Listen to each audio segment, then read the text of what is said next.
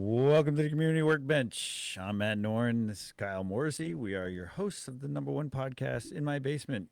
At the bench, we try to repair the sense of community. So every week, we bring you small businesses, entrepreneurs, community leaders, charities, and pretty much whoever we feel like talking to. And this week, we have the honor and privilege of talking to Keven McNeill and Mike Shabenas. Shabenas, sorry. Second time. Awesome. The founders, owners, Founders founders yeah. of the Quiet Corner Peer Support Group. I just want to say thank you guys. It's an honor to have you back on. This is just such an amazing thing you guys are doing. Working to eradicate PTSD, really, and that's just so huge. Something we really need in the area, in the country, everywhere. Oh yeah, it's something we truly believe in, and like I said last time around here, I got back with Kevin, and we're gonna knock this out of the park. We're gonna work hard. We got a whole team behind us now, so it's going well and growing really fast. Yeah, it started with two kind of grizzled first responders, somewhat disgruntled, in a conversation at a training event to now we have 30 members of the team. We've done to date 33 call outs, critical incident call outs, and we just feel like we hit the ground running. We haven't stopped, and we start construction on the wellness center next week. So it's just, there's all this stuff going on, and it's a lot. It's a lot, but it's a good thing. So, So kind of, well, first of all, you guys have a couple of events coming up, and I just want to get that out early. Sure. For our viewers. You have next week, Monday the 20th. You're having Spot the Signs October 20th at the Eastern Connecticut Fire School. Correct. And that's a free event. It is. It's open to the public. So it's obviously designed for first responders and military veterans and their family members, but it is open to the public. If you have any questions about what we do as a peer group, it's a great time to come in and sit in. It's about a 3-hour event. Wow. But it's going to be an interactive, engaging 3 hours. I will put this out there as a caution. It is going to be a raw and emotional night because people are going to be talking about their personal traumas and how they were able to get through them. So it's definitely going to be that. It's not going to be just sitting there and kind of staring blankly. I mean, it's going to be engaging and impactful. And I think people are really going to understand after leaving that why we started the peer support group and the direction we're heading in the future. Nice. And you're a speaker for that, I'm assuming. So yeah. So originally, this program actually started. Gosh, it was like 2019, 2018. I started it. I was just doing it on my own, just kind of going around talking about my experiences with PTSD. And it was a shorter program. It was maybe a 45-minute hour program. And then when I left policing in 2022, I started doing an extended version of this. So I started doing a 2-hour program, and I was out there delivering this all over Connecticut. And I recently did it back in, I think it was February at the firehouse. And then afterwards, I was thinking to myself, I'm like, the whole purpose of the program is to raise awareness about PTSD, is to spot the signs, to spot these things in folks that you can kind of spark the conversation with them if you see it. So that's really the concept. But of course, I talk about my experiences. I talk about what I wrote in the book, and it's very raw, very emotional experience. But I was thinking to myself after I did it in February that the whole purpose of this is, again, to start the conversation. There are folks in our peer group that in the last 5 to 6 months have dealt with some of their own personal traumas, personal experiences, and were in a dark place before they found us. And so I went to a couple of the members and I asked if they'd be willing to be speakers as part of that class. And so, of course, they jumped on the opportunity. So there are 2 new speakers that are going to be coming out that night for the first time in their life. They're going to talk about their experiences with PTSD. And then we have the MC for the night. So this is kind of where I'm stepping back. The MC for the night is going to be a gentleman by the name of John Zane. He's a therapist, EMDR therapist. He's also part of the team, but he's going to walk everybody through what goes on in the mind when you're processing trauma and if you don't process it properly.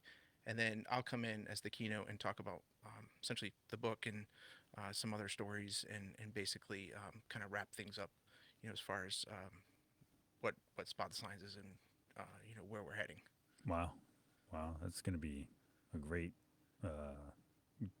great event for everyone, for anyone who wants to learn, and be a part of that. So, Yeah, and if you're wondering, oh, am I going to be dumped on? Is it going to be a trauma dumping experience? It's not designed for that. Yeah, we're going to be talking about some raw stuff. We're going to be talking about things that people kind of whisper when they talk about it. right, right. So we're going to be out there in the open and really going down into some dark areas. But at the same time, we're doing it for a reason. We've been working on this for months, and we put it together in such a way that the 3 hours are gonna go by very, very quickly, and people are gonna walk away with some tools to kind of help them identify trauma in themselves and others, and hopefully it'll spark that conversation, and they'll come forward if they're struggling. Wow, that's that's great. I just like, I'm in awe of both of you for what you guys are accomplishing. Just the idea and putting it together and making it, and then just watching the growth. I can't thank you enough for bringing it to the community and It's what good you're doing. stuff. It really is. And Yeah, you can say it's going to be a lot of emotions there, but I think it's good stuff. It's good emotions. It's getting it off your chest, and it's also showing the others that might be hiding, sitting there saying, "Oh, I don't want to talk about it. I don't want to talk about it." Realizing you're better off talking about it. You're better off getting it out there and seeking the help. Like I always say, it takes a very strong person to move forward with their depression and stuff like that. No more hiding it. It's time to get out there, ask for the help.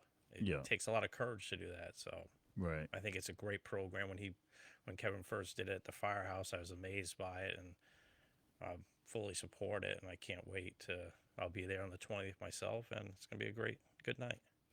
I also think like you guys are combating the idea that it takes so much courage. It really shouldn't. This should be second Yep. nature to talk about it, to bring it up, to relieve and help each other out through, being open about it, and letting anybody with the trauma that you're there, and other people have been through similar things.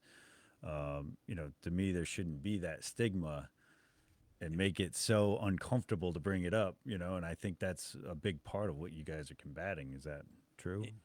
Well, yeah, there is that stigma associated with coming forward, and I think honestly, I think the system itself is broken when it comes to the first responder and military world. Now, I have no experience in the military world, but I can tell you, I have friends. We have folks that are on the team that tell us these horror stories, and Right. the stuff our poor veterans have to go through is just it's disheartening. Mm. So, I think if you look at both professions, when you come forward, there's ramifications, and a lot of us. I talk about the book when I was in the police academy, they told you what would happen if you came forward and said, "I'm struggling with my mental health." There's a checkbox approach. If you say Right. this, then they do this, and so on and so forth. So Right. it's one of those things that if you're not careful of what you say, you could easily have your gun taken away, your badge, your ID, and stripped of that identity, and then you have to fight to come back. And that fight to come back is not a easy fight. Right. In the book, you had mentioned how like it felt very forced.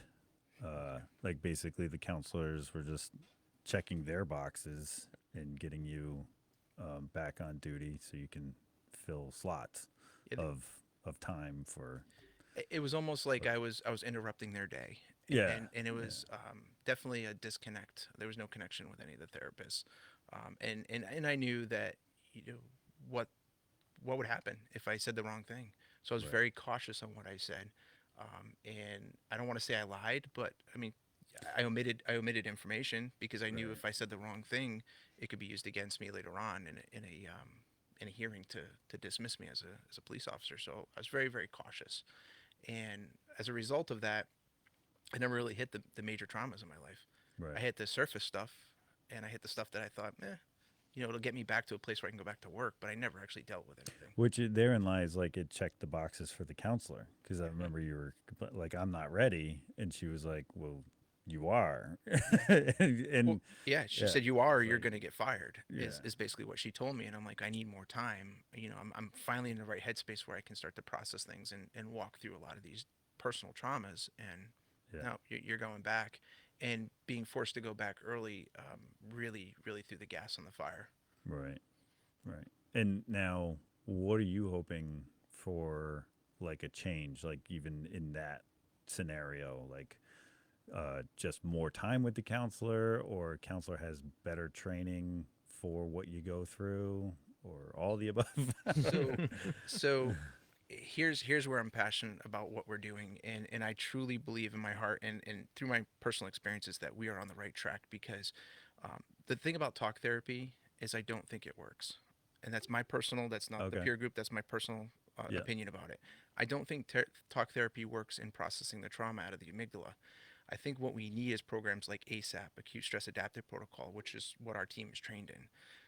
I think we need more EMDR therapy. I think we need to actually go in and because first responders, they're willing, and veterans, they're willing to do the hard work. They're willing to look at their traumas and to dig in deep.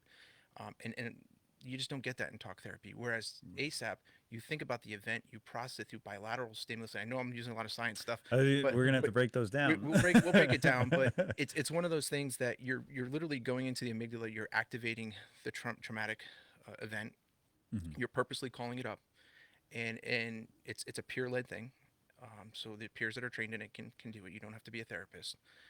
And you're having that person look at that traumatic event, and they're using bilateral stimulus, so they're connecting both hemispheres of the brain, pulling it out of the amygdala to the frontal cortex, and it dissipates it. So when you recall that traumatic event, there's no more emotion attached to it. You can still see the picture, you can still see all that stuff, but what it allows you to do is it frees up headspace, it frees up bandwidth, it frees you up so that you can handle other things. Whereas talk therapy, you go for an hour, then you got to wait 3 days, or you got to wait a week to go back and talk to the therapist again. So you're still dealing with all that stuff in between. And that's what happened to me is I was dealing with all my trauma.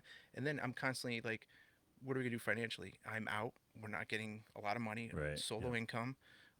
Then I'm thinking, all the other things that were attached to being out. One of my biggest fears in life was to become an alcoholic. So I was thinking to myself, like, I just went down that path that I never wanted to go down. Mhm. So I was thinking all this stuff, and I just had all those negative cognitions that were related to the traumas that I never processed through talk therapy. And it wasn't until, in all honesty, and this will be in the third book, by the way, because I'm talking about. I literally just almost finished writing the third book, so that's coming out. But Wow. the third book, I talk about the fact that talk therapy got me so far, ASAP got me so far, because once I started doing ASAP and I had people doing it on me, that got me so far, and then I went in and did EMDR. So EMDR is like ASAP, like a nuke. It came in, so specifically EMDR 2.0. I did this with one of our therapists on the team, and this guy nuked me. And I processed a lot of my trauma. One of the traumas I talk about in the book is when my friend died, and I saw my friend my friend die on the roadside, and that's always stuck with me, and that's always been one of my big traumas. I can never get rid of it through talk therapy. He went in there in one 45-minute session, nuked me. I woke up the next day, it felt like a huge weight was lifted off. Wow. And then I literally started writing the third book like after that because I was like, wow, I have all this extra energy. And it was just an amazing experience. So to circle back to what we were talking about with peer support and talk therapy and all that, this stuff is revolutionary. Like it really, I wish I could just scream it from the mountaintops. I wish people in the first responder military world would really start to grip onto this and pull it into their peer teams because it's going to save lives. It's going to save careers. It's going to help people get to that 20-year, 25-year mark and can retire and they're not divorced and Right. they're not having this miserable life. They have no relationship with their kids. They're just this shell of themselves. So, Right. I truly think this is going to change. And would you say like uh ASAP, EMDR, these are things that should just be going on simultaneously as you progress through a career? Yeah, So like honestly, I think instead of yeah, like, oh, it's built up, I had an yeah. episode, now we have to go through this. It should be something that's like part of your training, I think essentially. I think because when we get the wellness center up and running, we're going to do weekly drop-ins. So we're going to allow people to come in and we're going to do ASAPs with them. So you have that weekly maintenance, monthly maintenance, whatever they need to Yeah. keep on that right path. Nice. I think if I had that opportunity and I could have a process. So another thing I talk about, and I didn't really mention this book, but the third one I'll talk about it is the trauma behind the uniform. Your trauma does not start the day you take that oath into office. It doesn't start. Your trauma happened in your childhood, whether you realize it or not. Right. Right. There's a lot of things that can compile. And what happens is when you start in the first responder military world, your stress becomes cumulative. You see something that equates back to your younger years or before you put on the uniform. Whether you realize it or not, it is compounding that trauma. So it's making you more susceptible to PTSD. It's just building below the surface. So it's, Right. if you think of it like a glass, it's just slowly filling up, and eventually what happens is it spills over, and no one knows why it spills over. Sometimes it's just so much stuff. Essentially, that's what happened to me. Is I never acknowledged the childhood trauma. Right. So my big push with Spot the Signs is going to be talking about childhood trauma, and it's going to be talking about what happens when you don't deal with it, Yeah. and you just think the uniform makes you invincible. Wow. So I know that's heavy stuff. Yeah. I know And- it's heavy for a Monday. To lighten the mood, let's go over your other event that's coming up November 15th. We're having Rocking for Hope at Evergreen Farms, which is over on 101, Yep. right? Yep. 204 Hartford Pike. Yeah, 204 Harvard. Yeah. Yeah, They call it 101. Sorry, I was listening to him. My brain's still going. Yeah, sorry, he's Yeah.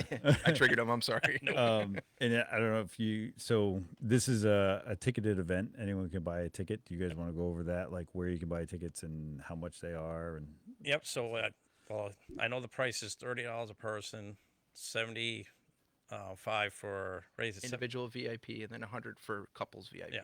VIP, and we got Nick Boss coming out, Whiskey Boulevard coming out, Sundance, and this other band I can't think of the name. Oh, they're just amazing. It's this band called Afterglow. They are they really sweep in the circuit. oh, I think I've seen a few clips online of them, but just $100 to see Whiskey Boulevard in a venue Yep. like that is, Yeah. it's Yeah, And you meet can and be up greet on the too. second floor. You'll so you have premium seats. You'll be on the second floor. You'll be able to hang out with the bands. You'll get the night with them. There'll be so Black Pond Brews is doing beer and there'll be some drinks up there and a canned bar up there with whiskey and stuff like that too. So you can go up there. There's a bathroom up there over in the corner. So you'll just be able to have the night chilling wow. with the bands, having a great time. So yeah, the ones up there, the tickets up there are kind of the coolest. I get to walk around the whole place. So that's what I love. Right. We actually just met. So originally we were thinking, oh, we'll just up some PA speakers, and the bands will play through the PA speaker. We could use the stuff I use for our band. But then we just met with a sound guy the other day, and he's donating his time and equipment. So we're gonna have a professional sound crew there. And we were walking through the venue, and he's talking about all these different things, and I'm like salivating because I know what he's talking about, and I'm all excited. I'm like, that is gonna be so cool. So the sound is gonna be phenomenal. Yeah. I'm not sure about the first band. We can And I do our songs. just but- remembered Afterglow, the band you Yeah. started with your kids. So I know we're gonna have a lot of fun. We just tried our set list out, so we're super stoked to play it in front of folks. We just tried it out in front of a small crowd a couple weeks ago, and we're ready. It's gonna be a lot of fun. And also, I did finish reading your book. Oh, great. Like last week, your first one, Pushing It Down. It is an amazing read. I was delightfully surprised. When you think amateur author, like the book I would write would not be this good. Oh, And then at the end, you realize that you're a doctor. You're a well-educated person. And I was like, oh, that's why it's so well written. It's so well done. I'm like, man, and just the details that went into it. I feel like I've known you for 20 years now. Oh, thank and yeah, it's just such a great book, great read. I can't wait to read Paws for Hope. It's not as heavy Your as the sophomore first book. one. It's not as heavy. Okay. The picture looks pretty heavy. With Hug and Hope. That's a great picture too. Yeah. That's actually a real picture that I turned into. Well, I didn't think it was AI. Yeah. No, it's actually Hope and I up at Ross's Cliff. Yeah. We found that heart in the middle of the woods. I was out walking, no and I'm kidding. like, Oh, wow. well, that's a sign. I got to get a picture with her. And her color is that Yeah. color. So That's awesome. Yeah, so I'm excited. Thank you for bringing us of course. books, and just this whole thing is just wild to me. And I feel like I don't know how the other peer support groups are doing in the other parts of the U.S., but I feel like you guys are crushing it. So interesting. I can actually comment on that because I talked to a lot of the other peer groups. So Yeah. one of the things I did, which I don't even know why I did this. My kids turned me on to this. They're like, Dad, you got to do TikTok. I'm like, what's a TikTok? And then when my mind goes to TikTok, I'm thinking like twerking. Like you're gonna have some 40-year-old guy on TikTok twerking. Like that might get the wrong crowd. Yeah. So You look good though. yeah. So they're like, no, Dad, you got to go and talk about mental health. They're like, honestly, we're tired of you talking to us about it. So please, like, go tell the world about stuff. So I'm like, all right, I'll try a TikTok, like whatever.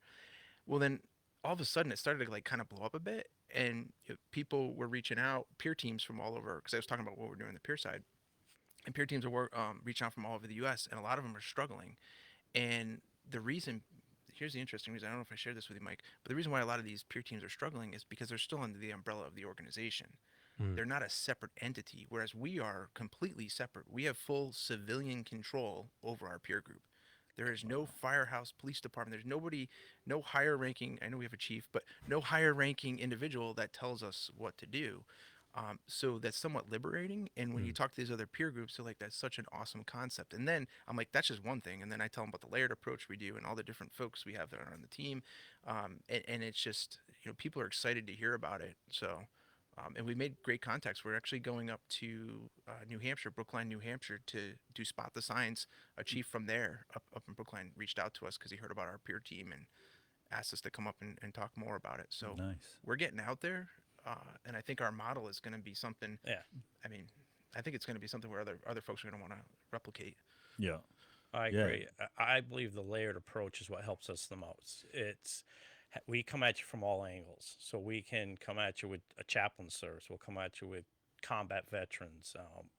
We're not going to give up on anybody. We're going to make sure that they know they have multiple ways to go to get Right. help. Right. Different So techniques. that's one thing I learned when I was doing some of the stuff years ago. I went to the Massachusetts Chaplain Association and I looked at how they did stuff and I looked at how we were doing stuff. And I'm like, we got to layer this because most systems will fail when it's just one layer. It's just me and him and 15 other people, and that's about it. But layering it out, you have your veteran side, you have your chaplain side, you have your first responders side. We have all the doctors now. Yeah, medical doctors, physical therapists. I mean, there's just so Yeah. many different. Some civilians, some folks that just want to give back. Yep. They had an experience with one had an experience with a first responder, and just like, I want to give back and help out. They're like, and they're like, I'll just go help you set up a table at an event. And at this point, we're like, yeah, we'll take whatever help we can get. So. And we can always train folks. We're right now we're looking at a bunch of different angles to train folks in different areas, and so I mean we're willing to do it. And Oh yeah. so Yeah, because I learned some of it also. My nephew's is a combat vet from Afghanistan, and when he went down to Florida, there was a program down there where they do like MMA style training and all that, and then they'll have a meeting afterwards.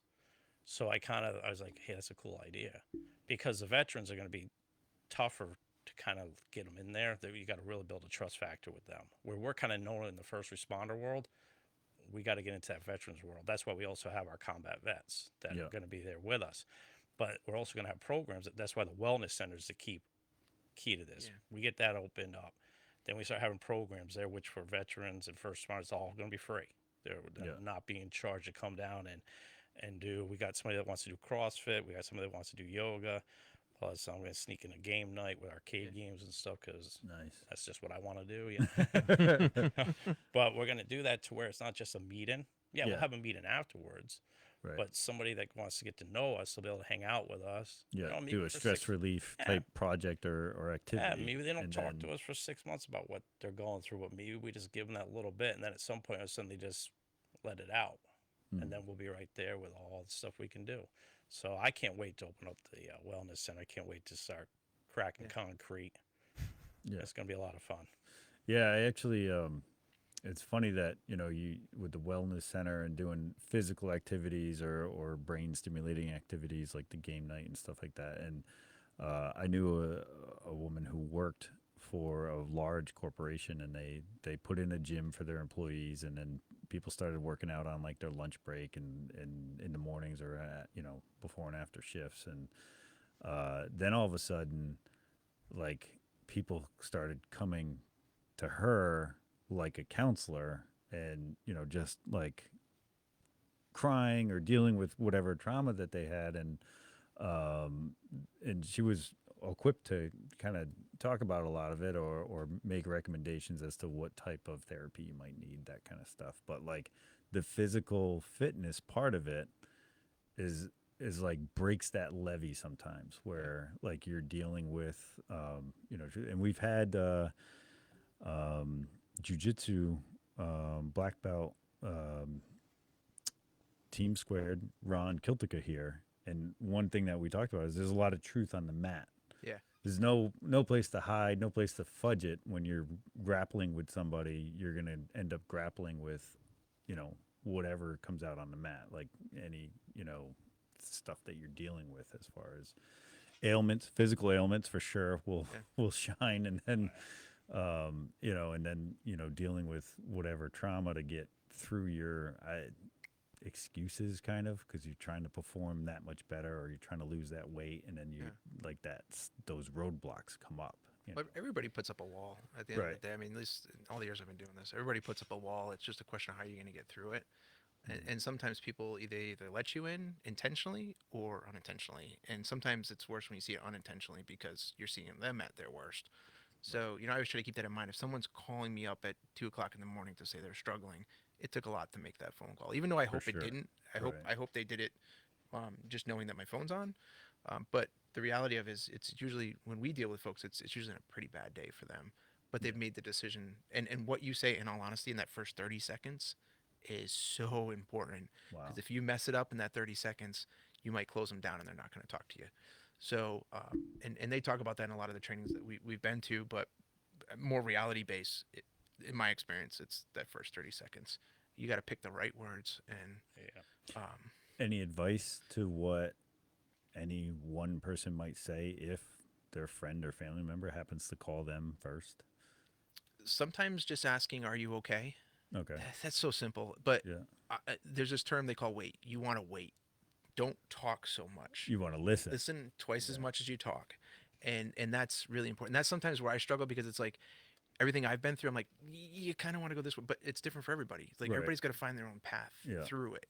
So the biggest thing is just to listen for those buzzwords, repeat back to them. So you're going to mirror what they're saying, just to let them know you're acknowledging it and you're having that conversation. Yeah. But trying to keep them talking as much as possible is so important. Wow. And then trying to figure out the best route to go. I mean, we've had a couple calls where we were like, "Ooh, we got something serious here." Yeah. And both Mike and I were like, "Oh shit! Like this is legit." Not that none of this isn't legit, but there was some where we're like, "Ooh."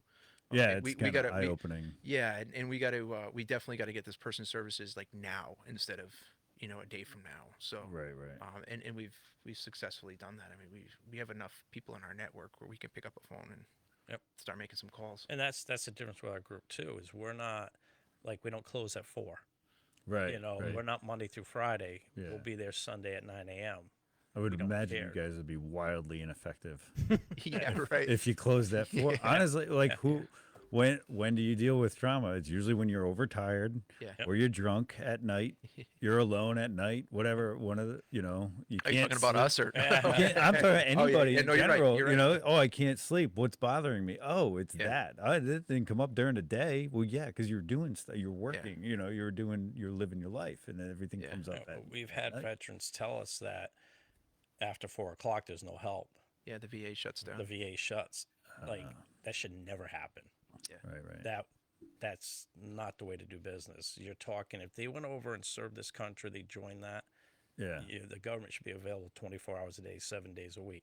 So I was gonna say the government should shut down, but they're we saw where that well, went. let's not go that route Yeah, I know. there. But Quiet Corner Peer Support Group is not going to be government shut down. Yeah. Right. 24 hours a day, 7 days a week, and that's what I'm proud of. We went out at midnight before. We've been out in the middle of the night a few times, and we've had. I mean, I know I had a birthday event that I was supposed to go to, and something came up, and I'm like, sorry, my wife's awesome. She's just like, okay, she's like, we'll deal with it when you get back. Not a big deal. She's kind of used to it by now. Yeah. Hope, same thing. Hope's ready to rock and roll all the time. That dog is ready to go out. Yeah. So we go out as a team a lot of times. So. Yeah. But yeah, it's definitely a 24/7. It's a commitment. I always caution folks when they're because we have an onboarding process now, and I tell them flat out, I'm like, you'll never know when you're going to be called out, so just be prepared for that. And we expect on a major event, where we need like an all hands that people answer their phones and come out. Like you're giving this that we're paying for you to go through this training. We're going to do all this ongoing training. You're going to have access to the wellness center. You're going to have all these great perks with helping out. But at the same time, you got to answer your phone. Like we can't have you just bump on the log and taking up space. And I mean, so far, every one of our volunteers, they're just phenomenal. Yeah. They're great human beings. Even what gets me is the professionals. Like these people with professional degrees, you would think at this point in their career, they're just like, they just want to work their 9 to 5 and go home, but they don't. They're so passionate. Yeah. I find as, I get older, you you take stock or count blessings, whatever you want to call it. It's like, all right, we got to give back. You got to do something to give Yep. back. Because I just think about all the people when you're thinking about blessings, like who gave to you, who did something they didn't have to do, when you needed it, and Yeah. then it's like that piles up to me. And as you get older, maybe your career is easy at this point. So now let's challenge ourselves and do something to give back and whatnot like that. So like I get what you're saying, where some people do want to retire and just kind of fade, but Yeah. like then there's so many people out there that are just the opposite. They're like, all right, let's get busy. You know Yeah, what I well, mean? Like, we went to this retirement. It was a bunch of retired folks, like emergency responders and military veterans. Went to this breakfast thing wicked early in the morning. They love to eat early. Oh, Me, 9 o'clock. They're like, you gotta be here early. I'm like, all right, the sun's coming up, and I'm like, getting sleepy side of my eyes. But we walk in, and great group of guys that I've known like oh, just from town. Like I don't know them personally, but I know them like they're like legends in our town. So we yep. went to this breakfast thing, and we're all talking. And this one individual was like, hey, I'd like to join the team. I'm gonna be in the Bahamas, but I want to join your team. And I'm like, this is amazing. Like, Yep. I know somebody that's your age that retired that wants nothing to do with anybody and wants to go hide, but you want to yeah, come out and work with us. I mean, it was just, I was so taken back by it. And, and I guess that's what it's all about, right? Is making those connections. And then, because he'll bring something that we might not be seeing from our angle because he's got a million years experience. right, And he might just say something that will change the course of the group, the direction of the group. Like, that's what's so beautiful about taking this input from all these different angles is, we can constantly move the goalposts and move around, Yeah. and just as long as we're moving forward, we're good. right. So Oh yeah, I'd say that was cool. yeah, With all of right. them, they had called me up, and I'm like, I didn't put the group together who it was. It was just one of them was like, hey, can we have breakfast together? And this is not like I love breakfast, so I'm like, I'm cool. Let's do this. I like breakfast at 9, not at Yeah. 7 o'clock. And then we get there, and there were a lot of them Vietnam vets, and they were first responders, so they've given their whole lives to the community. I would say most of them over 50 years. And it's an exclusive group. That's another thing Oh, too. Like too younger because we were young compared to this group. And to be invited to that was huge. And that's not something that I think that they invite outsiders to often. no, I don't think they do that often at all. Actually, I was actually telling one of them.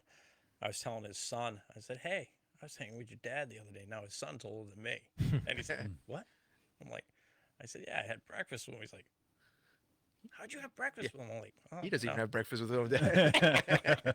But I guess that goes to the notion that we are definitely having an impact on the community because we're getting out there, and now these spider groups that kind of low key, Yeah. and we're getting out there, and it's just to me that's just telling me we're doing the right thing. Yep.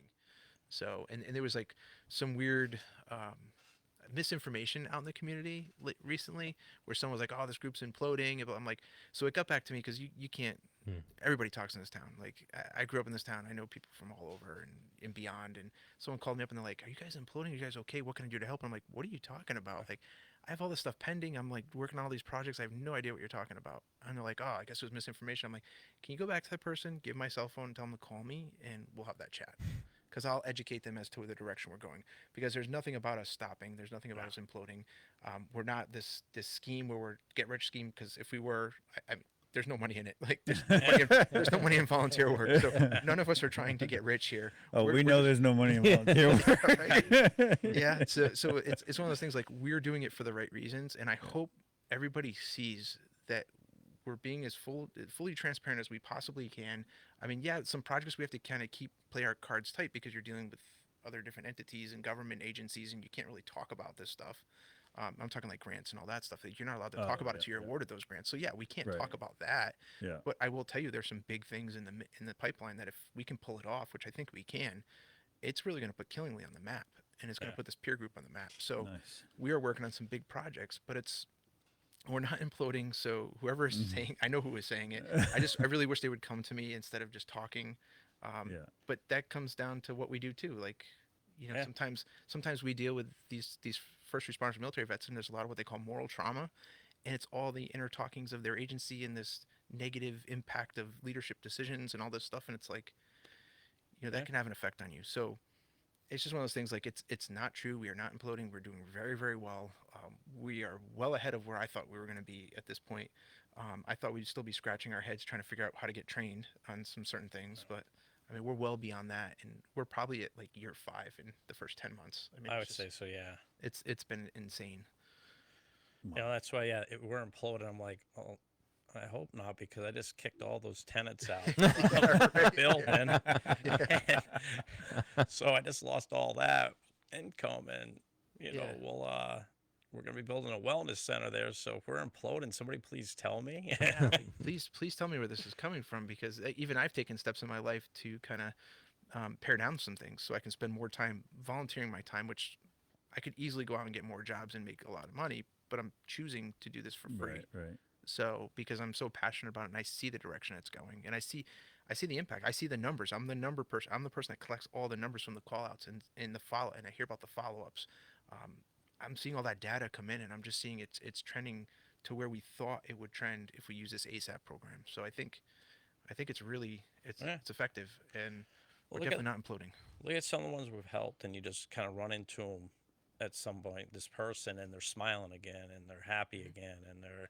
I mean, that's so. It makes you so happy in life to see them and just and be like, this is cool, you know. And Well, I had one particular incident. There was a person that was screaming at me as I'm dealing with them on a peer level. And I'm like, oh man, like I don't know what we're gonna do here. Like this is going a little beyond our scope. But I'm like, I finally told this person, just try this one, try ASAP. We'll start there, and then try EMDR.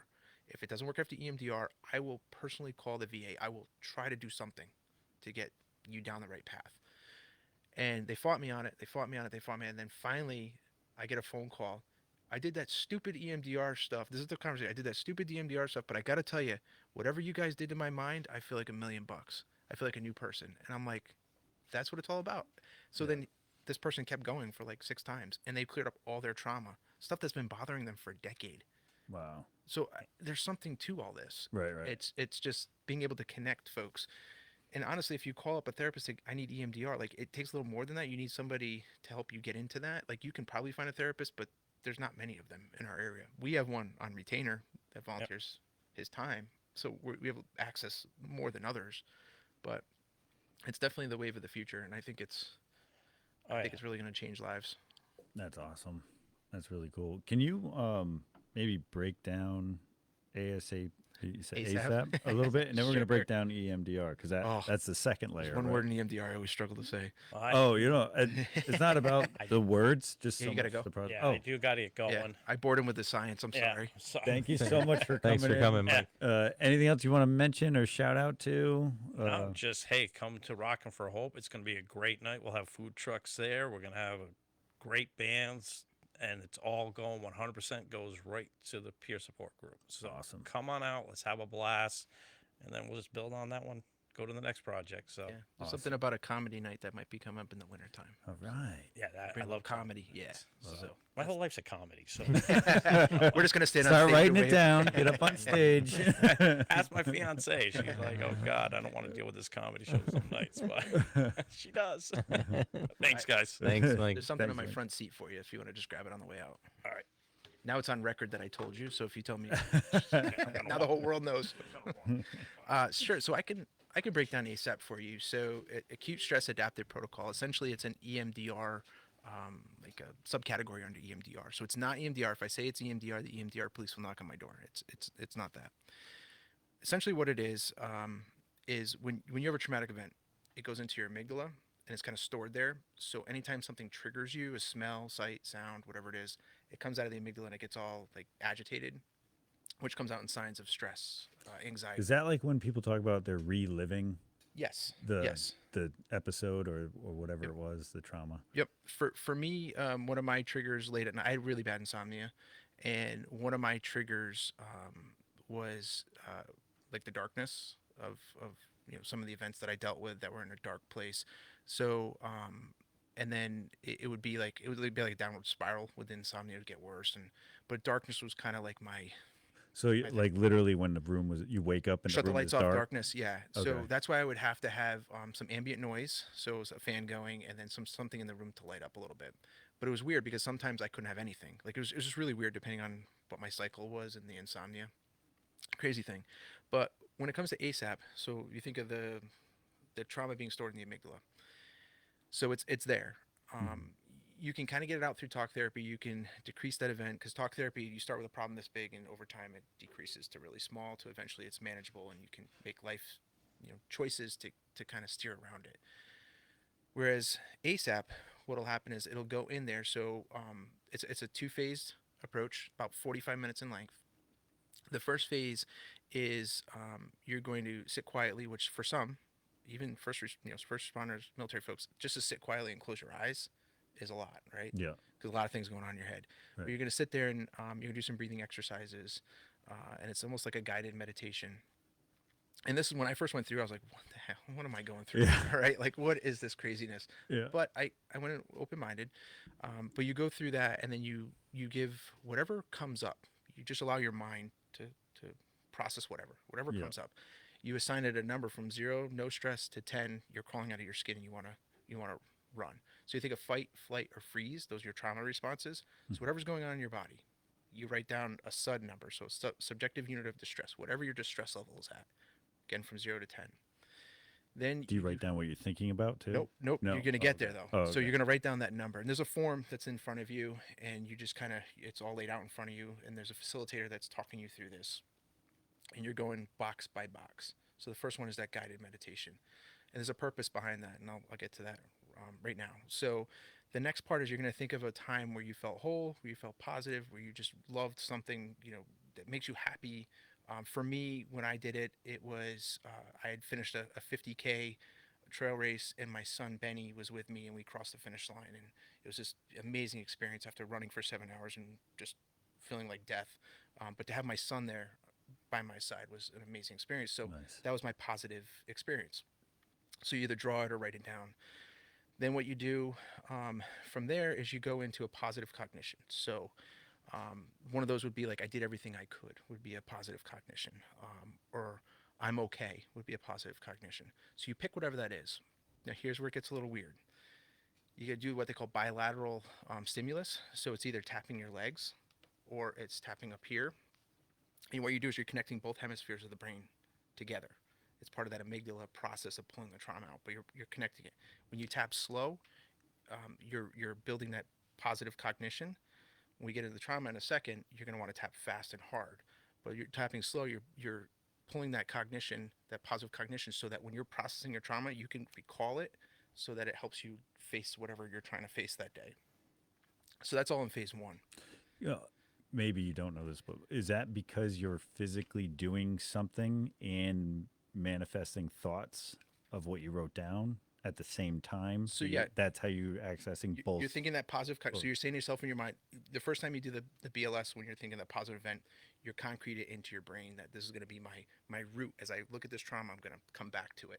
If I need to, I'm going to come back to that as a positive cognition. Yeah. Okay.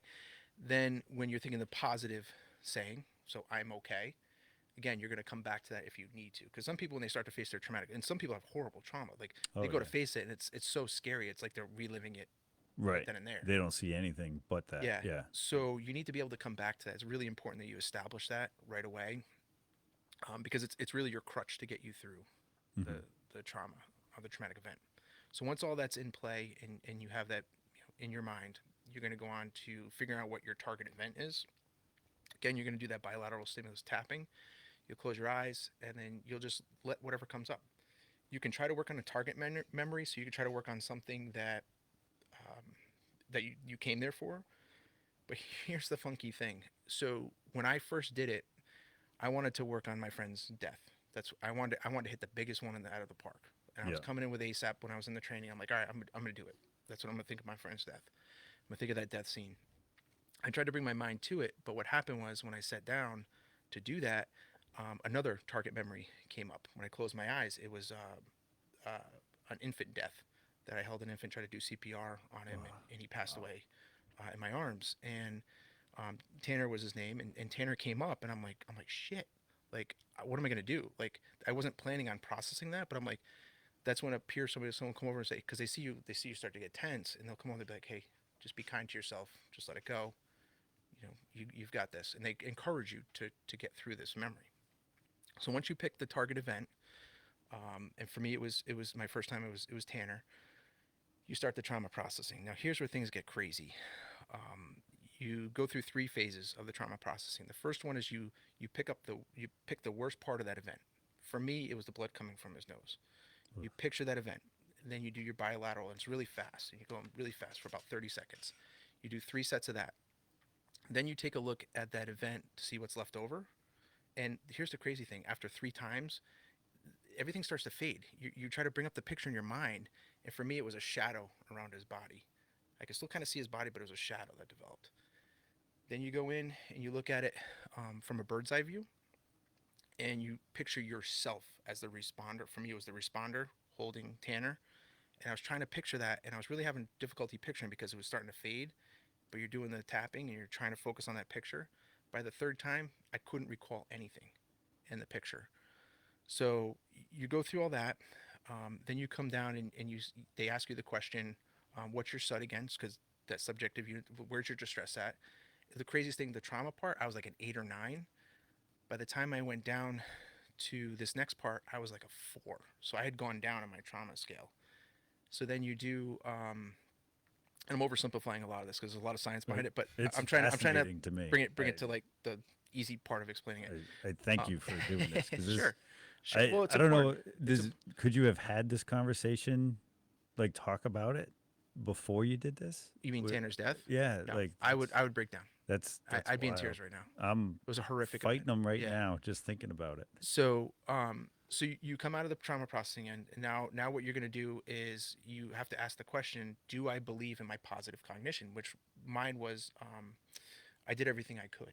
That's the one I picked for Tanner, because I Yeah. really did. I tried CPR. I did everything, but unfortunately he didn't make it.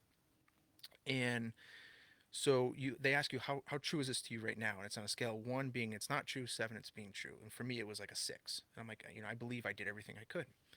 Then what you do is they call this a container exercise. Now this is where a lot of people start to struggle, especially in the first responder military world, because I guarantee if someone's watching this and they're from that world, they're saying, let's compartmentalizing. No, we're not compartmentalizing. What you're doing is you're taking whatever's left over of that picture, that worst part, you're putting it in a container. Now this is a container that you don't use every day. For me, it was a shipping container, and I welded it in my mind. I welded the door shut. I put Tanner in there, the event. I welded the door shut, and then you put it in there so that you can still move on in your life and still deal with your day-to-day activities, but you can go back and open that container at any time. So that's where you'd work with a therapist or do another ASAP down the road, another EMDR therapist or an ASAP. You do that down the road to open that container and reprocess things if you need to. Then what you do is after the container exercise, you kind of sit with your thoughts for a minute, see what comes up. If there's anything else that comes up about that event, you put it back in the container. You just make sure you lock it nice and tight, and then it ends after that. So the first time I go through this, I was skeptical. I went Right. in the training. I'm like, does it really work? Like this is some weird like new age stuff, right? I went through it, and now Tanner's death at the time, so this is earlier this year. So his death was about 17 years ago. So, but it still bugged me to this day that I couldn't save him. And when I finished, my head, I was in such a brain fog that I was like, and they said this is normal. They're like, drink lots of water, don't drink any alcohol, which I don't drink anyway, but they're like, don't drink any Yeah. alcohol, like get a good night's sleep. After 3 sleep cycles, let us know how you feel. So the very next day I had to go back for the training. I had the best sleep of my life. Like I haven't had sleep like that in well before I was a first responder. I actually slept like a little kid, it felt like. I woke up the next day, I went to recall Tanner in this specific part. There was nothing there. There was no, I could see the picture, but I couldn't, there's no emotion attached. If I would have tried to do that before, I would You got just break down. Yeah. Yeah. nothing attached. So they had me. The next day I was like, I told them in the training, I'm like, I don't care what I have to do to sell this program, but you guys made me a believer. Wow. And so yeah, so that was an amazing experience. And then as far as EMDR, so basically what I just said there is very similar to EMDR. It's that taking out of the amygdala, frontal cortex, like processing all that trauma. The only thing is with EMDR 2.0, so it's like the next version of EMDR. It gets a little crazy, man. Like it's kind of feels goofy, but and I can dive into that if you want. It'll take like 2 minutes to talk about that, but Well, definitely. Any any knowledge on where all this came from? Like who developed this? so it's big in Europe. So well, actually, I know who invented ASAP. It's this guy by the name of Sonny Pavello. He's up in New Hampshire, or excuse me, Vermont. He owns or founded the Vermont First Responder Wellness Center. So we have actually partnered with them to bring this training to Connecticut. So we are going to be a training center for his program. Because everybody that went through it, all 18 members came back afterwards because they had trauma. They came back and they're like, "This is just amazing." And then we started deploying it and using it actually out in the field, and we were getting all these success stories coming back. So we're like, "Why not be a training center? We're the only group in Connecticut using it. It's this amazing program. Like, let's just do it." So we're hosting a course in December this year, and then next year we're gonna start hosting them at the wellness center once it's ready. Wow. So Can people donate? Like, do you guys have a? I know you guys do fundraisers and stuff, but like, is there a place where people can just donate either time or money? Is you like on your Facebook? yeah, there's ways to do that. You just email us at info@qcps.net. But yeah, they can do that. The town. So when we went for the opioid funding for the town, and I can't remember, was it Memorial Day was last time we were up here, right? Did I even talk about that? Yeah, we were here. You were here for Memorial Day. I think we were in the throes of going for the funding.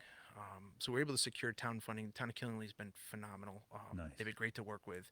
Oh, And good to we were able hear. to secure funding that provides the training for ASAP. So we train our first responders because it's about $700 a student. So they Wow. pay, the town's giving us money to do that. So it's funded for now. I don't know what it's going to be in the future. I know as a training center, obviously we're going to give money back to the training center when we do the trainings. So there'll be a little bit of income, but yeah, the goal is to train peer teams all over. Wow. It's peer led. You don't Right. need to have 6 years of college to go in and do this. You just do 32 hours of training, and as long as you have a therapist kind of overseeing things, which we do, then why not? Yeah. Okay, so ASAP is the first kind of when you get somebody in your office, I'm assuming, or in a room. Yeah, so and- I use it. I call it the barometer. So that's the test to see where people are at. So we put them through an ASAP. We see what their that SUD level, subject to units of distress. We see where they're at with that at the end of the ASAP. Mhm. And if they're at a lower ASAP, we recommend another one. If they're a little high, so maybe 5 or 6 at the end, we're like, okay, maybe we just send you to EMDR. So that's a phone call to the therapist. And usually I'll refer them over to the EMDR therapist, and he's phenomenal. Like he'll just come out on a Sunday at 10 o'clock in the morning, Wow. and he'll do it with somebody. That's great. His biggest thing is he's like, I don't want to make people wait for help. Yeah. So after I went through ASAP, it was recommended to me that I do EMDR 2.0 because I still had a lot left over. I thought writing a book I was fine. No, that was definitely not. So I sat with him on a bunch of different. I think it was like 6, 7 times we worked together, and he just smoked out everything in my head. All these little things that I talked about in the book, some stuff I never even mentioned to anybody, he smoked it all out. So now when I recall a lot of this stuff, there's no emotional attachment to it.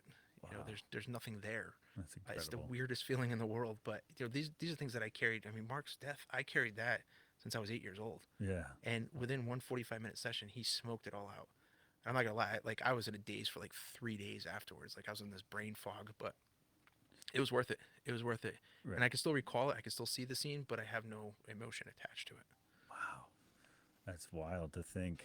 It's almost like when people are hypnotized or even just a drunken state, like you don't believe it. And then like, oh, I blacked out, like drinking, like I can't recall it.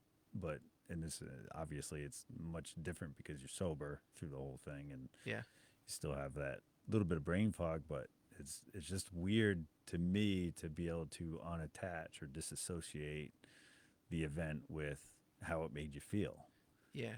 And Well, you're just wild. reprocessing it. So if you think of it this way, you're taking the emotion out of it. So the bite out of it Yeah. is really what you're doing Right. through the process. And EMDR 2.0 is a little more aggressive than the ASAP. So the ASAP, you're sitting there, you're not moving, you're just mentally going through. Whereas EMDR 2.0, you're standing up. It's the freaking craziest. The first time I went through it, I'm like, I feel like a jackass. Is somebody like recording me doing this? Because I look so foolishly. He had me standing up and tapping, going back and forth and doing the tapping, and I'm picturing the worst part of Mark's death and doing the tapping with my eyes closed. And then he has you open your eyes and he's like, all right, he's follow my finger. He's like, don't let my finger win. You got to follow it with your eyes. It almost felt like a DUI test. So you're like going back and forth. And then he'd be like, all right, count or spell this word, but every other letter. And you're like, what the so then Jeez. it'll be like stand on one leg, then he's playing rock music, he's assaulting your senses, so he's attacking every sense, because what he's trying to do is he's trying to pull all that trauma out of the amygdala, and the amygdala is a tricky little beast. Like it wants to keep it in there. It doesn't. It's like a hoarder of trauma. So when he's Oh, doing all these different things to you, you feel like the biggest jackass in the world. But the reality is, it's sucking all that trauma out of the amygdala, and it's just great. And you have these tapper things; they vibrate on your wrist, and it's just going this alternating back and forth, and it's just like, it's the craziest thing I've so ever it's been like through. overstimulating. Yes, yes. Wow. And Um, then, do you know anything about the sign? Like you're overstimulated, right? And he's having you, I'm assuming, having you think about that time, yeah, the worst part of the event, whatever that worst part, worst and you're part of the locking event. in on it. So you're Yes. locking in on it, and then you have everything going. The rock music, tapping, the vibrating on your wrists. Is there a smell? Is there No, is he there's no other than my own body feeding odor. you? There's no Uh, there's no smell, but because you get a little sweaty. No, there's no smell, but he makes it fun. Like you kind of laugh, like you're dealing with this serious stuff, but he kind of makes you laugh a little bit because how wow. goofy it is. Yeah. But it's just it, it it's amazing. And until somebody actually goes, like I've explained it so many times to folks, until somebody actually sits and goes through it and they come out, they're like, okay, I get it now. Like it makes sense, Yeah. because it's hard to wrap your mind around it. And that's why I wanted to do EMDR to begin with. And then once I did it, I was kind of addicted to it. I'm like, I want to clear up all this stuff, because if I'm going to help folks, I can't be walking wounded myself. I actually have to be mentally sound. Right. And the only way to get there is to face every ridiculous, horrible trauma that I have in my life, and just we literally made a list. Like he had read the book too, so there was no hiding anything from him. So Yeah. he knew it all, and we just went line by line, um, and it was just amazing. And then to see him helping other folks, he's helped so many people, and I hear all these success stories, and it just there's definitely something there. I don't Yeah. understand why peer teams and departments aren't using these trained individuals on a Yeah. daily basis. So do you deploy EMDR?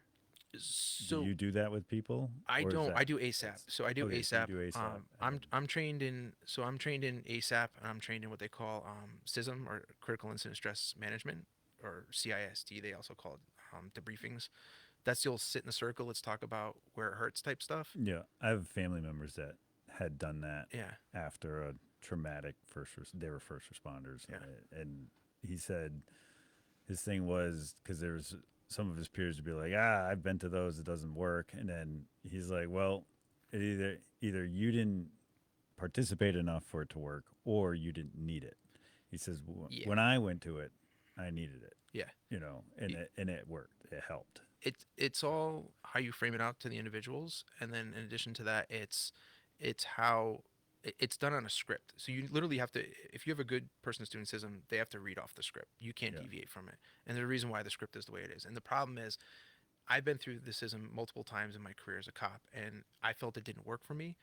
But I was also in a room full of people that I really didn't, like some of them I didn't like and I didn't trust. yeah, That's the beauty about ASAP, is it doesn't matter who you're in the room with. You don't. No you're one needs to know what you're working on.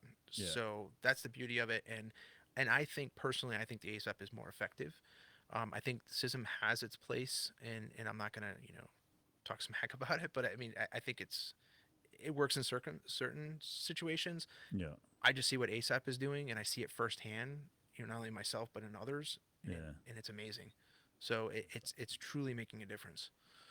Nice, nice. And then so for the EMDR session, he's got your senses going Oh yeah. like crazy, and then what happens after that?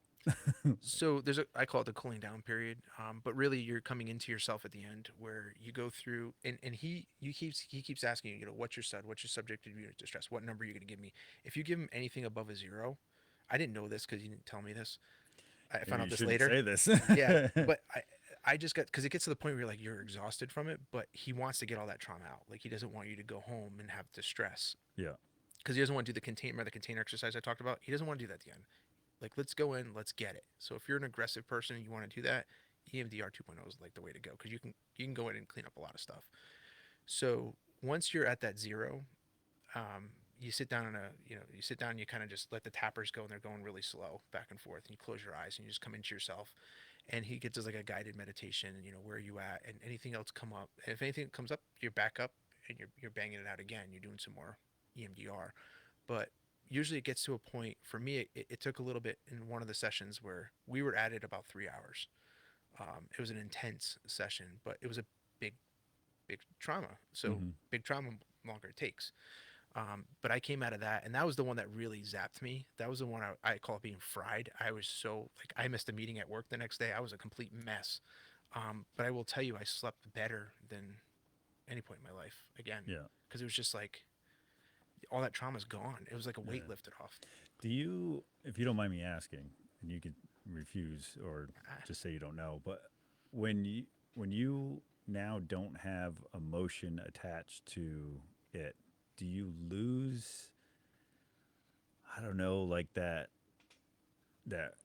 being able to relate, like for someone that's gone through a similar scenario? Do you like, cuz you know how like, and sometimes it's the worst thing to say is I know how you feel.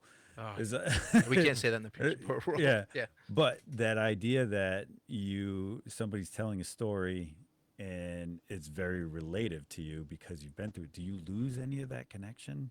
No, That because no, of the detachment now? no. If anything, what it allows you to do is look at it at different angles.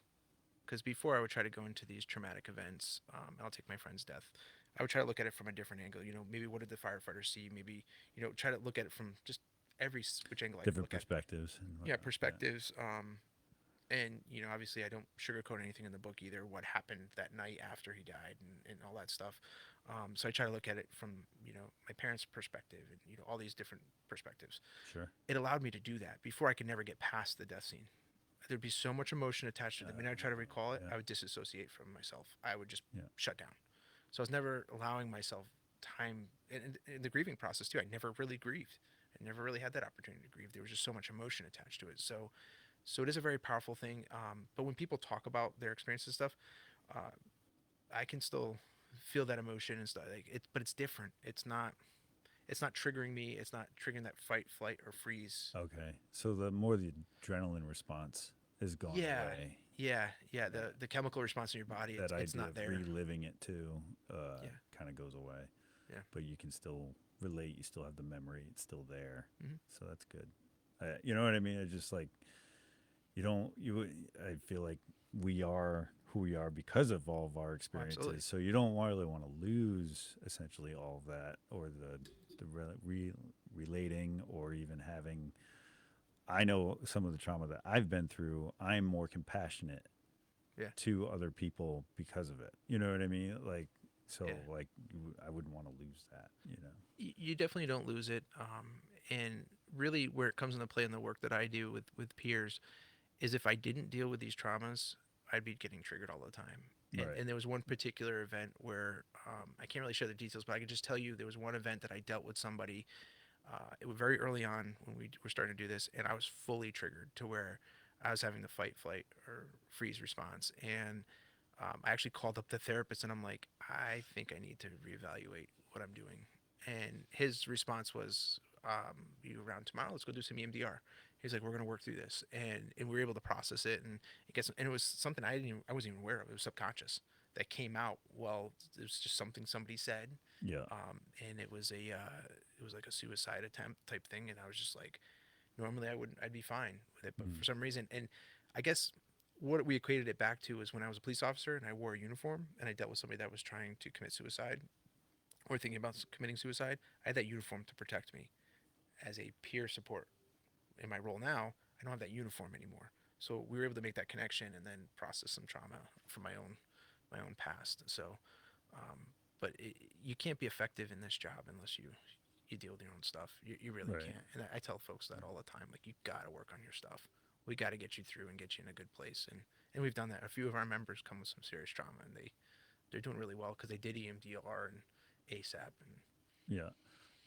In the book, you talk about your son becoming a first responder and how hesitant you were. still And am. have you um, have you taken like a maintenance approach of this with him? So here's the difference between his time in the service and my time. My time, there was no talk of mental health. They didn't give a crap. And in fact, my time, they would bring you over to a dead body, show you a dead body, to expose you to it, to tell you this is what the job's about. So there would be no counseling after, nothing. It was suck it up, You kid. have to deal with this. Yeah. Yeah. Whereas the approach I'm taking with Benny, and actually my youngest son is a firefighter now too, with Luke, is we are definitely aware of our emotions. Sometimes to our own fault, where we're like, if something triggers us or triggers them, they come to me and tell me. My oldest son and I talk about this in the book. He had witnessed the death of a puppy at a fire, and it rocked him. Oh yeah. It rocked him. It was a tough And chapter to get through. I think by it the rocked way. your dog too. Your dog just heard me say it. But it rocked him, and then he was just coming off of it was a fatal car wreck that we went to that was unintentional. Like I didn't mean to bring him to it. I didn't think it was bad, but it turned south very quickly. And at that point, EMT, I got to do something, so I had to deal with the victims, and then so like he had that, and then the puppy death, and he was all messed up from it. Wow. And I thought by bringing him to spot the signs, because they didn't really know my story, so I thought maybe if I told them my story and they got to see the spot the signs, and it opened up conversation with my son and I, like to a point where we didn't have it before, and so you got little visitors. Yep. You heard me talking about dogs. They came right down. Yeah. Like, Dad, what are you doing to dogs down there? So what I'm getting at is what happened was, as a result of him going through this trauma, which some people may be like, oh, that's not really that bad, but it is bad for a 15-year-old kid to see this and to For deal with sure. it. It's Yeah. pretty heavy, especially a kid that really hasn't been exposed to much, had a very healthy upbringing. Mhm. And so really what we ended up doing when we started doing the ASAP and the peer support stuff Did they eat? is we got to get the food on. All right. They're good. So we go through this with Hope all the Yeah. time, so don't worry. It's okay. They can hang out down here, bud. Thank you. So they heard dog, they came running. Yeah. So what we ended up doing with Benny is he went through some EMDR, he went through some stuff, and we found it extremely beneficial.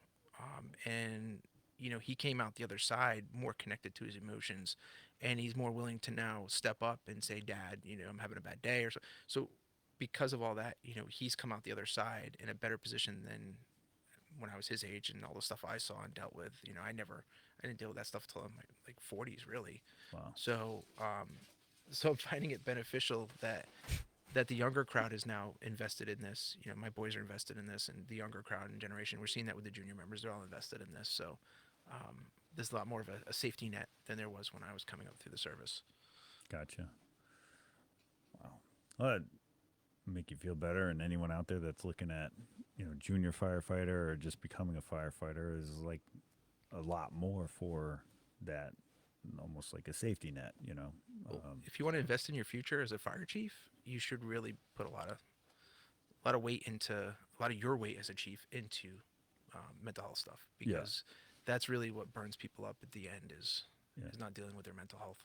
Now, are you still a Dayville firefighter? I am. Yeah. I still actively serve, still fight fires, still crawling through buildings. I enjoy it. I'm slowing down a little bit. Yeah. I don't like that part. I feel like my body now is like screaming at me if I crawl through a building for too long, but I still enjoy it. Still training a lot, and now I'm kind of shifted where I'm watching my boys come up through the service. So Yeah. kind of taking a step back and kind of letting them still keep in control of some things. They're still, under 18, and I want to make sure they're not exposed to too much, but Right. making sure they have a bright future and kind of make sure, get them in the right direction.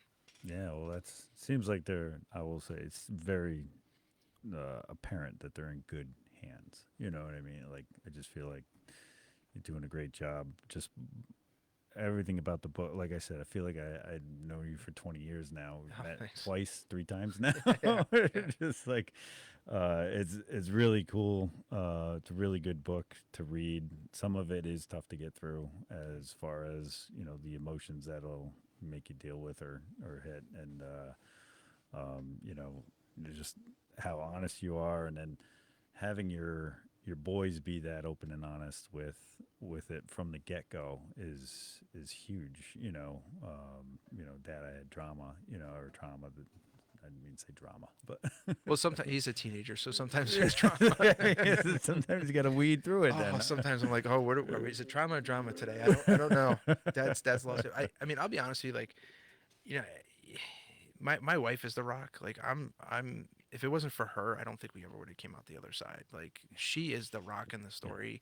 And sometimes I'm like, maybe I didn't make it clear enough in the book. Like, I do in the speech, when you hear the spot the sign speech, I make it clear her role in all of it, but she really is the rock in all this. And she's the one that kept the family together, that, calls me out if I'm being too, I guess, dad-like with the boys. You know what it is. When you're just Yeah. like, you're trying to make your point and maybe you come off a little lopsided. So, Yeah. When you're maybe you should be their fire chief instead of their dad. You gotta wear. yeah, Hey, yeah. switch hats. Yeah, it's hard. It's hard being a dad. Yeah, Like, for I think sure. that's the hardest thing to, Yeah. especially teenagers. Oh gosh, there's so much emotion involved. Yeah. But it's definitely, it's my wife. My wife's the rock, and I'm so proud. One of the proudest things was when she agreed to come onto the peer group and do stuff with us. I was just amazed, Yeah. because I didn't know if she was going to do it at first, and when I finally brought it up to her, and I'm like, listen, this can be a family thing, and this could be our legacy to leave behind, and she was all about it. So, she didn't put up any protest and just jumped right in it. So So does she get like the emergency phone calls? Does she train no, in no, she ASMR? yeah, no, she does the more the administrative end of things. So she, Okay. because I'm horrible at administrative stuff. I hear Behind ya. the scenes stuff, policies and writing policies and procedures and all that stuff. Like, she is the administrator. Like, she runs the behind the scenes. She's putting together the spooktacular parade, the float this year for the Danielson one. She's doing like stuff like that. The Rocking for Hope. She's been doing a ton of stuff for Rocking for Hope, Yeah. and Coordination. all the stuff that I'm horrible at. Like, she just fills in that Yeah. major gap. So Nice. And I don't know if you want to put in a plug for First in Tactics and just talk a little bit about that. So First in Tactics, I actually originally I started as an educational LLC to do training for EMTs, and then has now transitioned into the publishing end of things for the books, and then I'm using it for some mental health educational type things. But I think in the future that's probably gonna kind of fade away, and I'm gonna stay on the peer end, like with the Quiet Corner.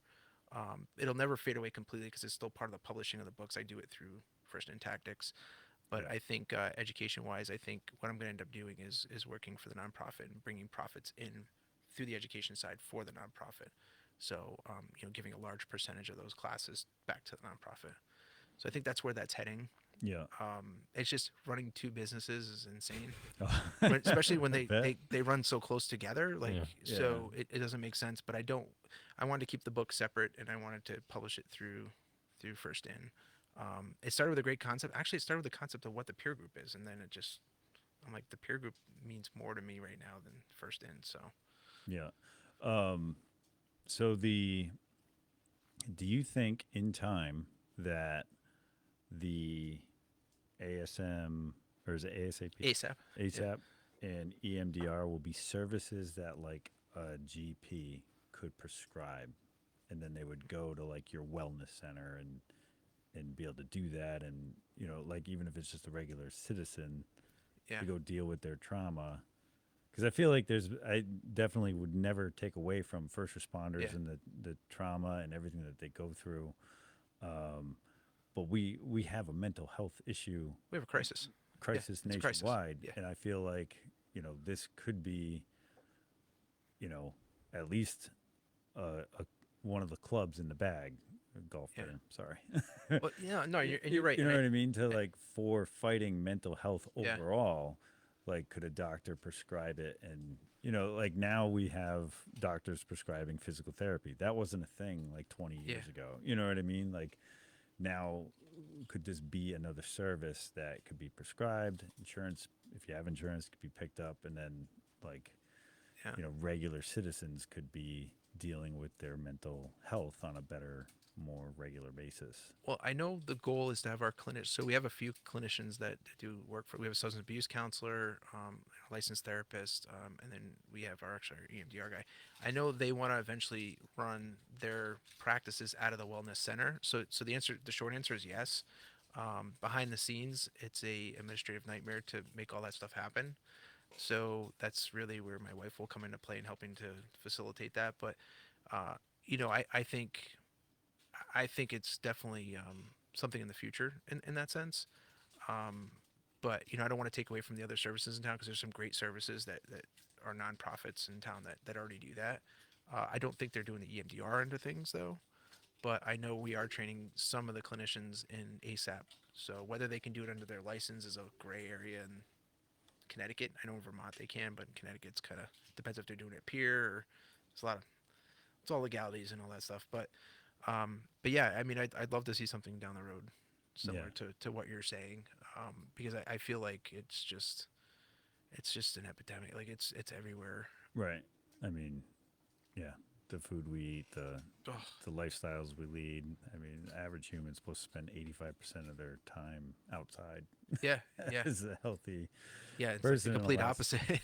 the last 100 to 100 to 200 years, which is really fast. A lot of people Yeah. don't realize that, but to switch a species from what they're naturally doing to, not do that Yeah. is just way too fast for anyone to adapt or evolve, whatever term you want to use. Yeah. And it's wild how much of a toll it's taking on us. And You wonder if it contributes to the mental health. Part of it. I mean, Oh, some of it's definitely. a chemical imbalance, but I mean, Right. some of it might be from lack of movement, not getting the endorphins going. And right, the diet, the exercise, the not being physical, the not hunter gatherer days. Yeah. So many, just it's not happening anymore. So yeah, yeah, it would be amazing to see that where there's a place to go. There's at least a place to start with, the ASAP or EMDR or whatever, and work through it. yeah. It's one of those things. Like right now in my mind, where it goes is like we have all these steps we need to get to. This next part is a wellness center. Like that's going to be a huge undertaking for the next couple months. So we're going to be doing that plus in coordination with like still emergency responses. A lot of us are going to training. So we have a lot of things going on. But I think once the wellness center is up and running, I think that's when you're going to see things really change for us, and it's going to go to that next level. But right now, it's like we go and be like, "Hi, we got this really cool shirt and some training, but we have nowhere to take you." Like that's the issue is we need to have a place for people to go. And doing this stuff at a firehouse is not convenient. All That's the how bells it's and been so whistles. far? Oh yeah, yeah. It's the firehouse where we do. Mike and his fiance are great. They like use the wedding venue, which is always a little awkward in a wedding venue, but sometimes we have to use there. Like we're creative in what we do, but at the end of the day, we do need a facility. We need a place to take people where they can decompress and Yeah. we can get them the help that they deserve. And I think once that's done, you're going to see this because I know too, when it comes to grants and other funding, we need the wellness center. Like we can't say, hey, we're working on the back of a trunk of a car. Like, so Right. When somebody calls you, they would mostly, do they call you directly? Is it like your cell phone that's on? So Where would somebody call if they're a first responder? It goes through a general number that goes to both Mike and my cell phone. And then if we're away, we have team leads that it goes to their cell phone. So or it comes through, like my last referral came through info@qcps.net. And it just so happens as it came in, I was sitting at my desktop and it popped up. So, or sometimes Facebook Messenger, it comes through. So there's a lot of different streams that it comes through. Right now we're word of mouth because we're only dealing with the first responder world. So it's very hard in this town not to know somebody. Yeah, you're already pretty well networked. Yeah. Way. And I teach up at the fire school. So like I have a lot of contacts in my phone that from chiefs and officers all throughout the state. So, Yeah. so it usually comes in pretty quickly. But I know we're looking to go we're looking to come work through the dispatch center. So that's a conversation we've had. But again, we don't have the wellness center up, so we're doing the best we can with what we have. But I'm sure I know we're not missing any call out. Like I know we're not missing any major events because anything happens in this area, we know Right. within minutes actually, because the way these apps work now on our phone, and we can see the call come in, so we know what's going on. And that's usually when the phone tree starts and people start making phone calls is when they see a critical incident come in. Yeah, and someone just usually raises their hand. I'm going to this. Yeah. Usually, I'll get a message or a call, or depending on the severity, and I'll get a call from somebody I know, third party from somebody else that'll say, hey, this is what's going on. Can you guys come out? And then my first thing is, well, did you talk to the chief? Because I'm not going to walk into someone else's town without the chief's permission. It's a professional courtesy thing. Right. And then usually it's always approved by the chief, but if it's a one-to-one peer thing, it usually we usually try to reach out to the peer direct, and sometimes we'll do a knock and talk. We try not to surprise people, but if we're looking for somebody that, hey, it came in that you're struggling, and we'll go out looking for them. And then we also work closely with the crisis team through United Services, so their crisis response team. So we have them on speed dial. So if it's something we can't handle, we let them know, and then we kind of tag along with their services. So like we have a pretty good response, critical response protocol. We wrote a policy that we follow, and so Now, a critical event happens, per se, and can you like immediately deploy ASAP? Like, so is that like a thing that happens right away? the first phase of it. So the first phase you can do. So it's almost like what they call a debriefing. So or diffusing. So what you're gonna do is that breathing exercises. You're gonna calm the person down, get a positive cognition implanted in them right away. Then you're gonna wait 3 sleep cycles and come back with them, and you're gonna do the full. The reason why the 3 sleep cycles is because you want the brain to process everything naturally. You don't want to go in there and try to juggle stuff around and try to screw things up. But they are doing studies right now. I just heard about one last week with ASAP. The founder of ASAP they're doing a study to see, especially overseas in Europe, to see if it in fact works right at the event itself. So right after the event, right? there's just not enough like hard data to say 100%. This is going to work. But as far as like when you're thinking like PTSD symptomology, so you have an event today, you have about 30 days that if you don't properly process it, you're going to have a tough time. You're going to develop PTSD. So if we can get ASAP in there in 3 days, you're looking at about a 44% reduction just on ASAP alone. You get some EMDR in there, I mean, you're coming out whole. So it is better to try and squash it earlier, rather than let it, because it probably manifests, makes things worse. Think about your own problems in life. I mean, you keep letting that leaky faucet leak. Next thing you know, you have to replace the whole floor, and you get a hole in, to your basement or whatever. Like, it's one of those things like you gotta get in there quick. It doesn't mean you can't. Like I told you that 30 years ago, Mark's death, I processed it. Yeah. And I suffered for 30 years. Right. I suffered a lot, and if I would have done it 3 days after, even as a kid, because we can't do ASAP on kids, but the clinicians can. Okay. And they do EMDR and stuff. So, if they would have had that when I was a kid and I would have went through that, my life probably would have taken a different path. Wow. So. Huh. Well, I'm certainly glad that you're doing what you're doing.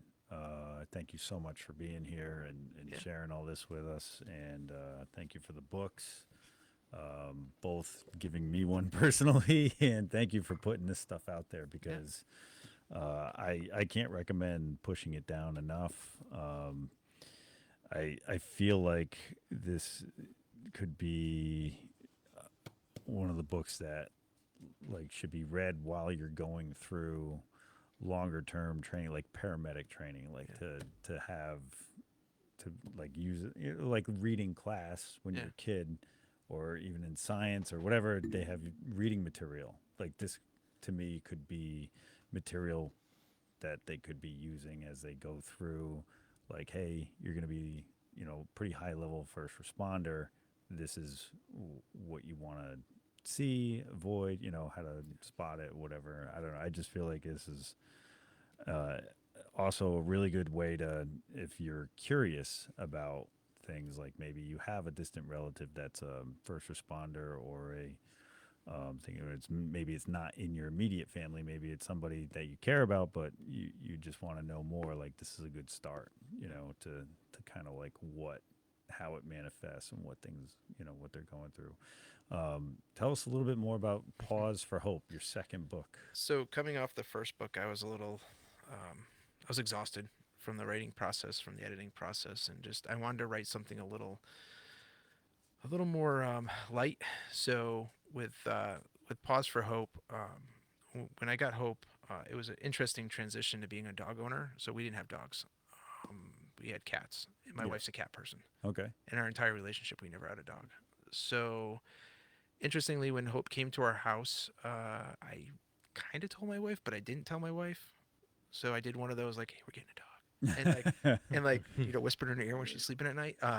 But she had started a new job. So like she was all stressed out from that. And there was a lot going on in our house. So she came home from work and there was a dog on her couch. That's Hope.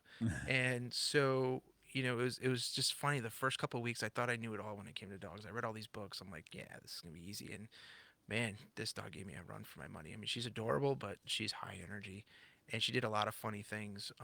But one of the most amazing things I've ever seen in my life was when I brought her to her first call out, and all these grizzled old firefighters that just didn't want to talk about their trauma. When I brought her into the room, and she kind of sat down and leaned on one, and then one started talking, the other one started talking, and next thing I know, everybody's hugging her and stuff, and I was like, wow, this works. So shortly thereafter, I was laying down one night and hanging out with her, and I'm like, what the hell are you thinking, dog? Like, what's going through this little nugget of a brain? And that's where the concept of the book came into play. Is why don't I write a book from her perspective of becoming a therapy dog in her first like 7-8 months of life, and try to capture that.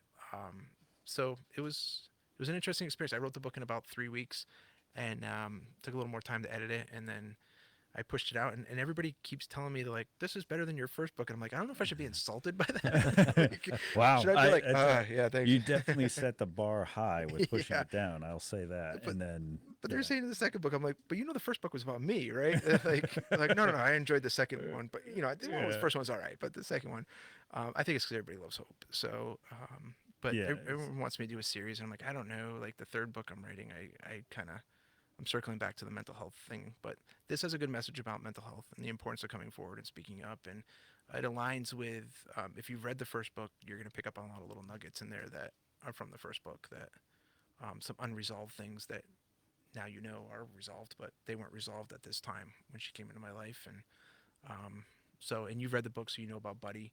So Yeah. this is the only dog I've had since Buddy. So yeah. you know the experiences with Buddy. So Right. When you're um, a kid growing up, your dog. yeah.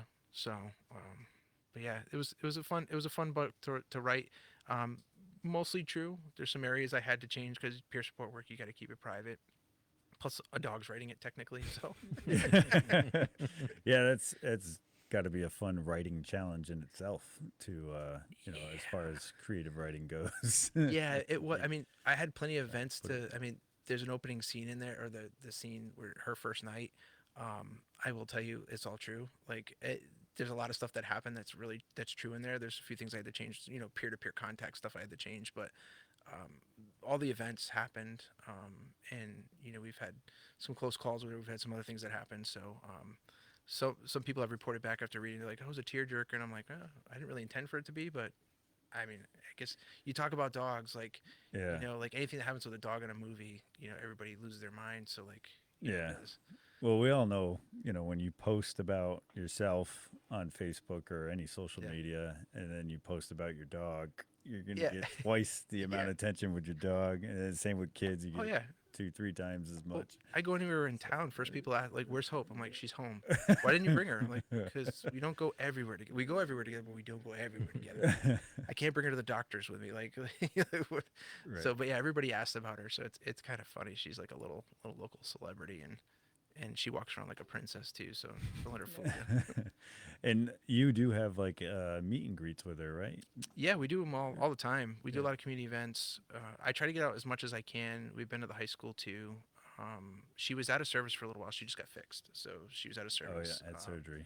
That was that was an experience. And again, I read books about it, and then was definitely not even what I read about in the book. It was a lot more work than I thought. But she did try to bring her everywhere, Yeah. and she people tend to ask for her over me. So I don't know if I should be insulted on that, but Nah. no, I know it's all in good Yeah. faith. So It's kind of like when you get a dog, or when you, even more so when you have kids, like people tend to like you better. Yeah, right. It's Yeah. really funny Yeah. how it works, and I'm sure I didn't coin this. I've heard this before, but your capacity for love really changes when you start. Like my wife and I, we started out with a dog. Bentley was our first dog, and then when we had our kids, it's like, oh, I didn't realize how much I could love another Yeah. being Yeah. until you have, especially when you have kids. It's like, Oh yeah. your capacity is just so much higher, and Yeah. that protective thing all comes in, and all that stuff. So Yeah. It's also amazing to see how your family wraps around your animals. Like Mm. with Hope, there was a little bit of bumpiness at the little bumpy road at the Oh, beginning. 'Cause I yeah. had to tell my wife, and then raising a puppy could be hell. Like Yeah. it's a lot of work, Yeah. and so that was the first couple weeks were pretty intense. But once now, I mean, we like they fall over her, and um, she's definitely a part of our life. And we went to see that movie Good Boy last night, and the whole time we're talking about hope as we're watching the movie, You're and I'm like, talking through the movie? yeah, we're talking. And we're like, The oh my theater? god, he just looks like hope, and I'm like, like, we can't go anywhere without talking about this dog. That's So, funny. but she is a great dog, and I think she is making a difference. And in the short time she's been in service, she's already done some amazing things, That's great. whether she realizes it or not. That's cool. I think you're a phenomenal writer. So I will Well, thank you. pretty much read any book you come out with, and I look forward to it. And that's pretty cool that it comes from a dog perspective. That'll be, I just wanted to try something new. Like, yeah, that'll be interesting. it was a new adventure for me, and I think I captured it. I don't know. Everybody keeps, like I said, they keep telling me that the second one's better. So I don't know to be insulted or I still can't get over that. And do you have a drop date for your third book? So the third book is in production. It will be dropped January 31st. It's called Spot the Signs, and it's going to be that book's intense. Yeah. So it's in your face about mental health, but it is a first responder's guide on how to. So I talk about EMDR, I talk about ASAP, I talk about my experiences going through it, I talk about signs and symptoms of mental health issues, how to navigate these issues early on in your career, how to navigate them, in your childhood trauma. I really do a deep dive, and a lot of it is based on what I learned as peer support member. What I learned in my training, what I learned going through all this stuff, and I try to really make it user friendly. So I don't go over too deep into the science of things, and I try to keep it straightforward, in your face. Yeah. And there's an opening scene to it. I will tell you, it's going to be tough for people to read. Okay. It's pretty, and it's something I could have never have written unless I went through EMDR. Gotcha. So and I promise you this, it will make sense when you read it. You're like, oh man. So it's pretty intense. Nice. Well, thank you. Do you have ideas for a fourth book? I'm not even there yet. Ricky's telling me, "I'll write something about hope." I'm like, we gotta let it ferment a little bit. Like, Yeah. Yeah. Gotcha. So I don't know. But maybe a murder mystery. I don't know. Maybe I'll just switch it all up and just get out of the mental health world for a while. Get out of my head for a while. Yeah. That'll work. I'm telling you, you're a great writer. So I definitely I'll read it for sure. Oh, thank you. As slow as I read. Don't come out with them too fast. Thanks, man. I really appreciate you coming out and sharing all this. Definitely, if you're interested, go to the Spot the Signs on October 20th at the Eastern Connecticut Fire School. What time does that start? So it starts at 5:00. Doors start at 5. We're going to start promptly at 5, and the goal is to get everybody out before 8 o'clock. Okay. And then for more fun event, I'm assuming it's more open to more of a public thing, is Rocking for Hope, November 15th at Evergreen Farms. And what time do the doors open for that? So VIPs, it opens at, I believe, 5 o'clock, and then everybody else comes in about 5:30. So, but it's gonna be a great event. I mean, we put a lot of effort into building the bands up. I just know the amount of practice I've had to do with my band. My boys and I, we've been pulling our hair out. But I will tell you, I think it's going to be a great time for people to come together for such a great cause, just to relax, have fun, have some laughs. Our buddy Gary O is going to be the MC that night. Oh, nice. Oh, nice. So, That's awesome. he always brings a whole element to it that's just a good time. So, Yeah. I think it's going to be a time for everybody just to come together and just celebrate life and have a fantastic time. That's awesome. Where can I get tickets? So if you go to our Facebook page, you can get it through there, or you can email me direct and I'll send you the link. Again, info@qcps.net. Nice. Thanks, man. And thank you, all of you out there, for watching. The Community Workbench family is promoting their Be the One campaign. It was started by the American Legion in efforts to stop veteran suicide. If you know a veteran, call them. Be the one to check in on them. For more details, visit betheone.org. Also, I'm going to throw it out there. Any first responder in your life, give them a call and make sure they're doing okay. For any other questions, you can contact the Quiet Corner Peer Support Group as well. Sorry, we don't have slides tonight because I erased them all by accident. So we'll be redoing those hopefully over the next 2 weeks because we have next Monday off from podcasting, so October 20th. I have a scheduled thing for my daughter, and so we're just going to take a pass on that week, and we'll all be back for our Halloween special on October 27th with Tyler and Ryan from the Brown Brothers Haunting Hour podcast and Adam Rondo from Chubby Dog. They'll all be back here at the bench to do some Halloween conversation of some sorts. There's something that I came across that's semi-local that I want to discuss with them. The Haunting Hours podcast is pretty cool. They dive into subjects, do a lot of research. So I don't know if I'll do the research or if I'll just pass it off on Tyler, and then we can all ask questions about it or something. But anyway, we'll see you back at October 27th. As always, buy local, hire local, dine local, volunteer local, donate local. Have great days.